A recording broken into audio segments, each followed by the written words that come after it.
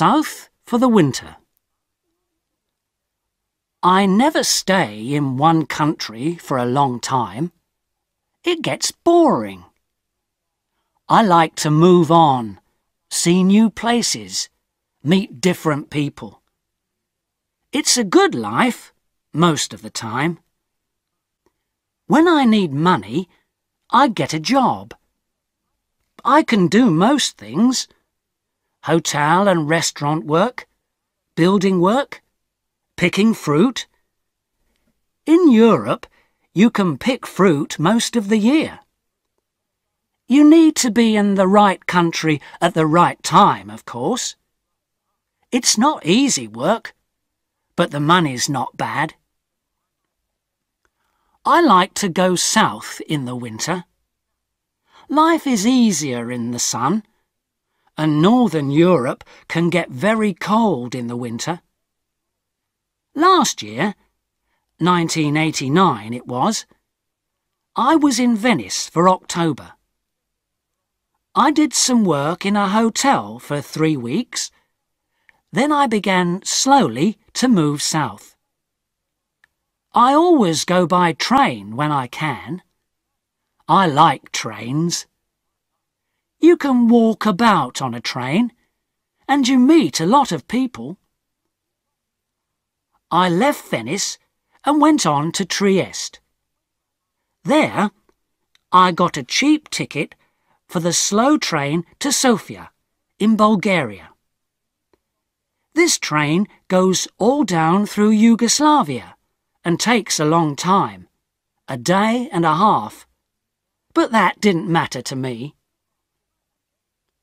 The train left Trieste at 9 o'clock on a Thursday morning.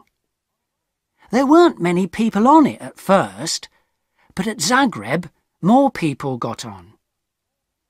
2 girls went along the corridor, past my carriage. They looked through the door, but they didn't come in. Then an old woman came in, sat down and went to sleep. The 2 girls came back along the corridor and looked into the carriage again. The train left Zagreb, and I looked out of the window for about 10 minutes. Then I went to sleep too. When I opened my eyes again, the 2 girls were in the carriage. They looked friendly, so I said, "Hello." "Hi," they said. "You're American," I said. "Or Canadian, right?" "American," the taller girl said. She smiled. "And you're 23? Your name's Tom Walsh? You've got blue eyes? And your mum lives in Burnham-on-Sea, UK, right?" "How did you know all that?" I asked. The second girl laughed. "She looked at your passport. It's in your coat pocket." "Oh, right." My coat was on the seat next to me. I took my passport out of my pocket and put it back in my bag. "Who are you then?" I asked. They told me. Melanie and Carol from Los Angeles, USA. They liked Europe, they said.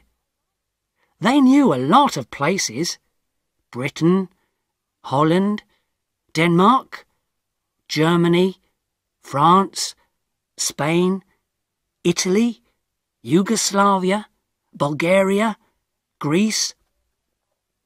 "I'm going to Bulgaria now," I said, "for about a month. Then I'm going south for the winter. Cyprus, or perhaps North Africa." "Oh yes," they said. "We'll love Bulgaria. Sofia's a great town, wonderful." "What do you do about money?" I asked. "Well, you know," Carol smiled. "Sometimes we get a little job, this and that. But what about you?" "Yeah, come on," Melanie said. Tell us about you, Tom Walsh with the blue eyes and the mum in Burnham-on-Sea. What are you doing with your life, hey?" So I told them. They were nice girls. They were older than me, perhaps 27 or 28, but I liked them. We talked and laughed for hours. I told them a lot of stories about my life. Some of the stories were true, some weren't. But the girls laughed and said I was a great guy. I asked them about Bulgaria, because I didn't know the country. They knew Sofia well, they said. "Hey, Carol," Melanie said, "we're staying in Bela Palanka for a day or two. But let's go over to Sofia this weekend and meet Tom there. We can meet him on Saturday night at the Hotel Marmara." "Yeah, it's a good hotel," Carol told me. "Cheap, but good. What do you think, Tom?" "Great," I said. "Let's do that." The train was very slow. We got to Belgrade at 6 o'clock in the evening, and a lot of people got off. There were only me and the girls in the carriage then. The guard came and looked at our tickets and went away again. Carol looked at Melanie. "Hey, Mel," she said, "why don't you and Tom go along to the restaurant? I'm not hungry, and I want to sleep for an hour." Food's very expensive on the train," I said. "I haven't got much money just now. I'm going to get a job in Sofia." "Oh, Tom," Melanie said, "why didn't you tell us? Look, you're a nice guy, right? We're okay for money this week. We can buy you a meal." "Of course we can," Carol said. "And look, in Sofia, we can take you to the best restaurant in town. It's a great place. We love it." What could I say? I was hungry. They had money. I didn't. So Melanie and I went to the restaurant and had a meal. When we came back, Carol was still alone in the carriage. Melanie put her feet on the seat and went to sleep. At Nis, some more people got on the train, and 2 old men came into our carriage. They looked at Melanie's feet on the seat and talked in loud voices. Carol laughed, and Melanie opened her eyes and sat up. "Are we nearly there?" she asked Carol, and looked out of the window. "Yeah, about half an hour, I think." "Why are you getting off at Bela Palanka?" I asked. "What are you going to do there?" Melanie smiled. "Find a cheap hotel, meet people, take a look at the town, you know." "Just for a day or two," Carol said. "But there's nothing there." "Oh, well, you never know," Melanie laughed. "See you in Sofia, right? On Saturday night. The Hotel Marmara, okay? 8 o'clock, Carol said. "Don't forget now." "Okay, great," I said. "See you there." The train came into Bela Palanka and stopped. The 2 girls got off and stood on the platform. They smiled at me through the window. "Saturday, 8 o'clock, Melanie shouted. "Okay," I called. They couldn't hear me because of the noise in the station. They smiled again, picked up their bags and walked away. Nice girls. I'm going to have a great time in Sofia, I thought. The train left Yugoslavia and crossed into Bulgaria at 2 o'clock in the morning. Then the train stopped at some village. I don't remember the name. I ate an apple and looked out of the window. Suddenly, there were a lot of policemen on the train. Everybody in the carriage sat up and began to talk. "What's happening?" I said in Italian to the old man next to me. "I don't know," he said in bad Italian.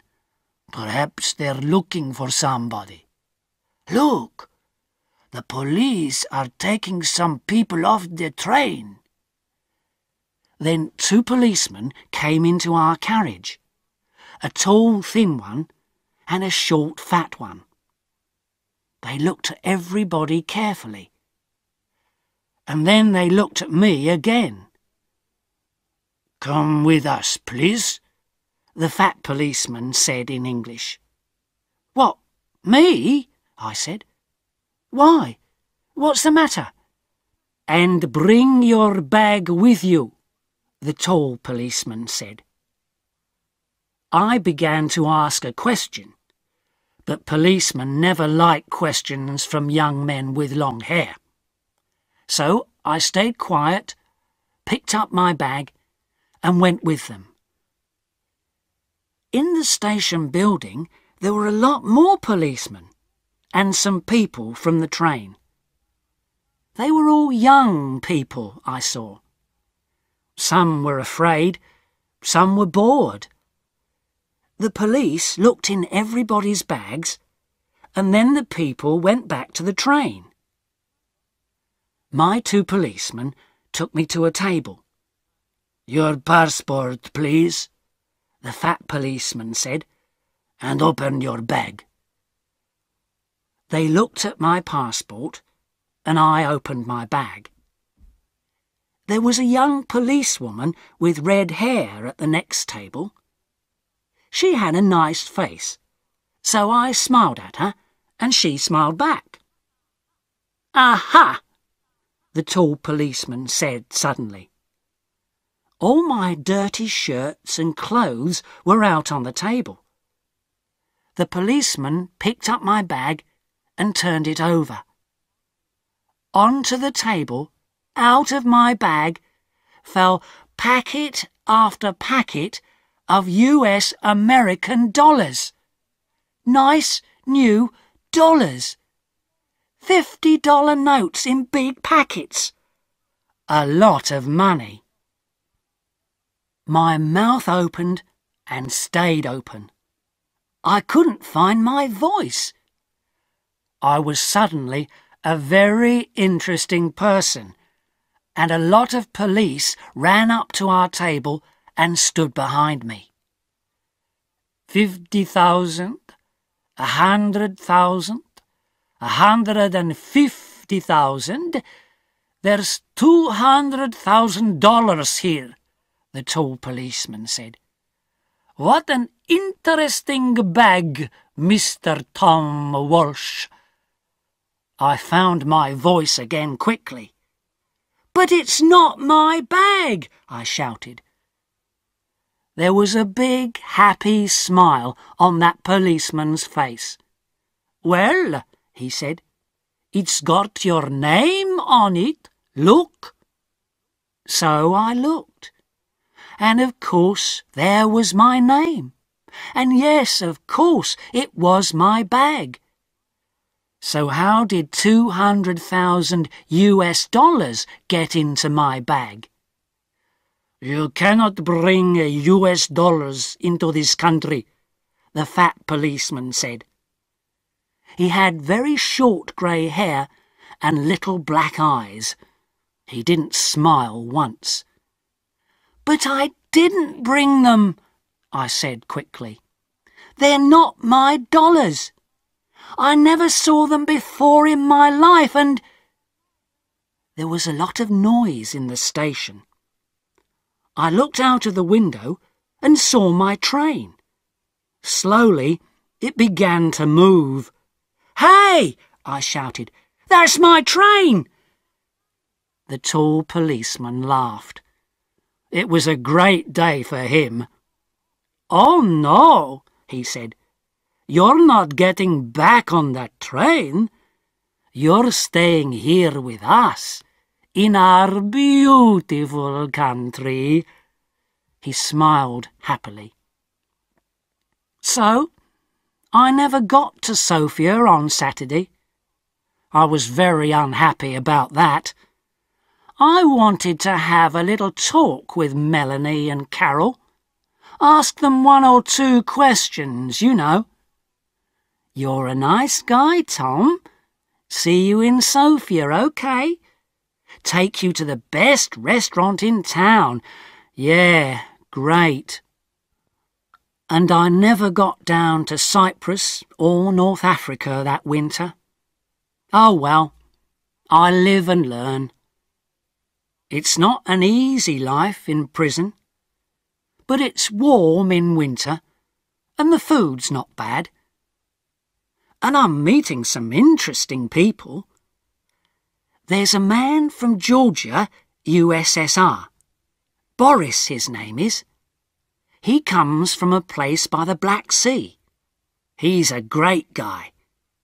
When we get out of here, he and I are going down to Australia. Brisbane, perhaps, or Sydney. Get a job on a ship. Start a new life. Yeah, next year's going to be OK.